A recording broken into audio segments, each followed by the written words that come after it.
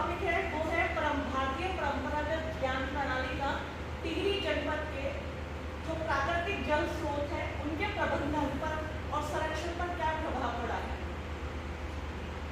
सबसे पहले हम उत्तराखंड से हैं और उत्तराखंड की जो नदियां हैं या जल है, मैं उस जल की बात करूंगी जिसके आचमन मात्र से हम जो है परिष्कृत हो जाते हैं। मैं आज उस जल की बात करूंगी जिसे मोक्षदायिनी कहते हैं। कहते हैं ना गंगा मोक्षदायिनी, जिसको हम जैसे हम कहते हैं ना गंगा स्नान कर लिया और हमने मोक्ष प्राप्त कर लिया।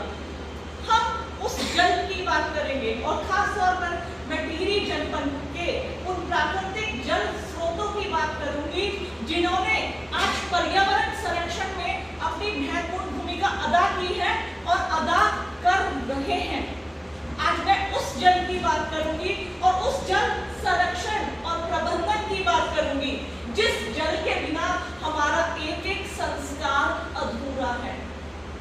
मनुस्मृति में 16 संस्कार बताए गए हैं। गर्भाधान, पुष्पन, सीमंतोन्नयन, जातकर्म, नामकरण, निष्क्रमण, अन्नप्राशन, चूड़ाकरण, कर्णछेदन, विद्यारंभ, वेदारंभ, केशांत, समावर्तन, विवाह और अंत्येष्टि।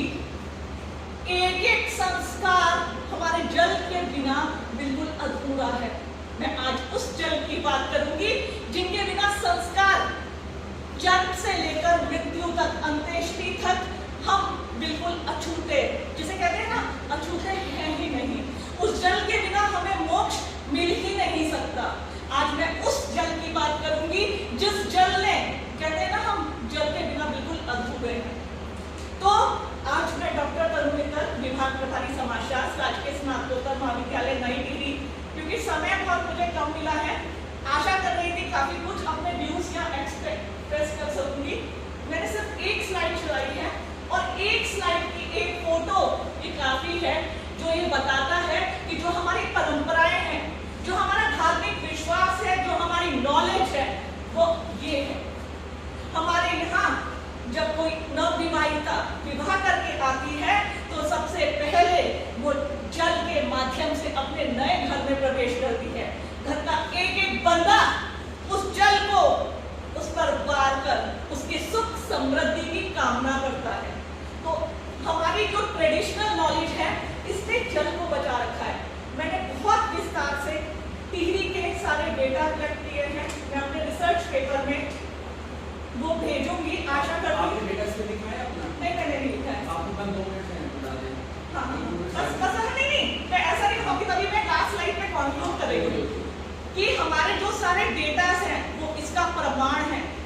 वो प्रमाण है इसका कि हमारी वेदों से इलावा भी, हम सबने वेदों की बात की, ऋग्वेद, यजुर्वेद, सामवेद, अथर्ववेद की, लेकिन आज हमारे जो पहाड़ी जो संस्कृति है, परंपरागत ज्ञान है, उन्होंने जल को, हमारी संस्कृति को, हमारे संस्कार को आज तक सहेज कर रखा है और हमारी आगामी पीढ़ियों को इनके माध्यम से सिखाया जा रहा है कि आप इसको आगे ले जाएं, क्योंकि आप हमारी धरोहर हैं।